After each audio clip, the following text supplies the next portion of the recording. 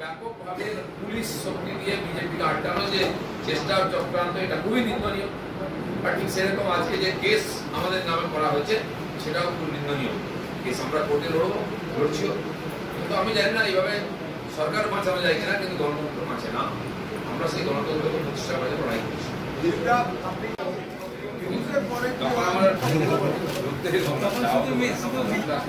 আগে যারা বেশ কিছু বিশিষ্ট ব্যক্তি আজকে এসছেন, যারা পার্টিতে আমাদের জয়েন করছেন, আমার পরিবার, বিজেপি পরিবার, যে আমরা অভিযান চালাচ্ছি নতুন নতুন মেম্বারকে, নতুন নতুন লোককে পার্টিতে জয়েন করা, আমাদের পশ্চিমবাংলার দুজন মাননীয় প্রাক্তন বিধায়ক আছেন, সিপিএম এর একজন এবং টিএমসির একজন, এছাড়াও দুজন বিশিষ্ট ব্যক্তি, ব্যবসায়ী এবং একজন অধ্যাপিকা, সাইবারের বিখ্যাত পরিবারের, তারা সব জয়েন করবেন। মাননীয় জয়প্রকাশদাকে আমি অনুরোধ করছি তাদের পরিচয়। আমরা একটু আগে খবর পেয়েছি গতকালের যে নবান্ন অভিযান ছিল, যে অনুযায়ী নেতৃত্বে, সে সফল অভিযানের ফলে সারা পশ্চিমবঙ্গের আইনটাকে আলোড়ন করেছে।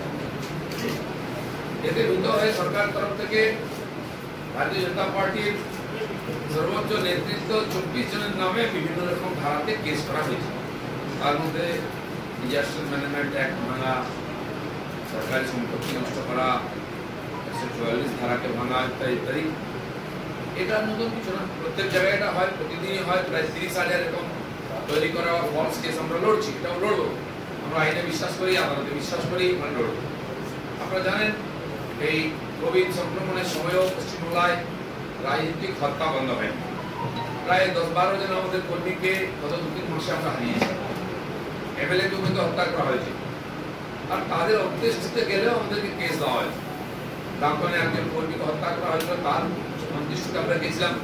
স্বাভাবিকভাবে এই হত্যার বিরুদ্ধে মানুষের যে রোষ, সেটা ফিটে পড়ছে। হাজার হাজার মানুষ এখন পুরো হয়ে যাচ্ছেন শ্মশান ঘাটেও।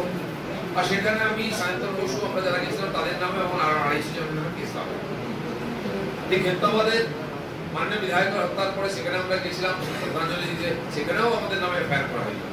তো এই যে টিএমসি সরকার পার্টি, তারা যখন সার্বিকভাবে হেরে যাচ্ছে রাজনৈতিক লড়াইতে, তখন অন্যভাবে হিংস্রভাবে আইনকে হাতে নিয়ে অবৈধভাবে বিজেপি কাটতে পারছে।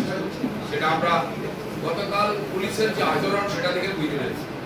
আমরা পুলিশকে দেখেছি লাঠিপেটা করে মারে, কেস দেয়, তুলে নিয়ে যায়, সেগুলো তো হয়েছে।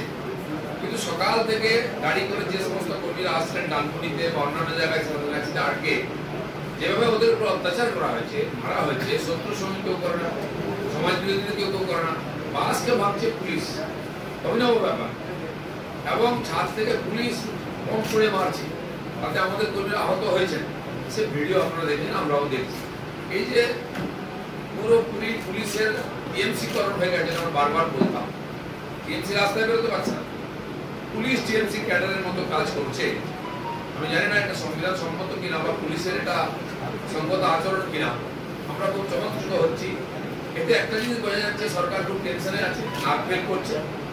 একদিন আগে নবান্ন বন্ধ করে পালিয়ে গেছে দিদিমণি, আর পুলিশকে লেলি দিয়েছেন। তারা টিএমসি ক্যাডারের মতো গুন্ডার মতো আমার সঙ্গে ব্যবহার করছে। শতাধিক কর্মীকে আহত করা হচ্ছে, এখনো হসপিটালে আছে, কেউ আইসিইউতে। বহু কর্মীকে অ্যারেস্ট করা হয়েছিল, কিছুকালকে ছাড়া হচ্ছে। আজকে তারা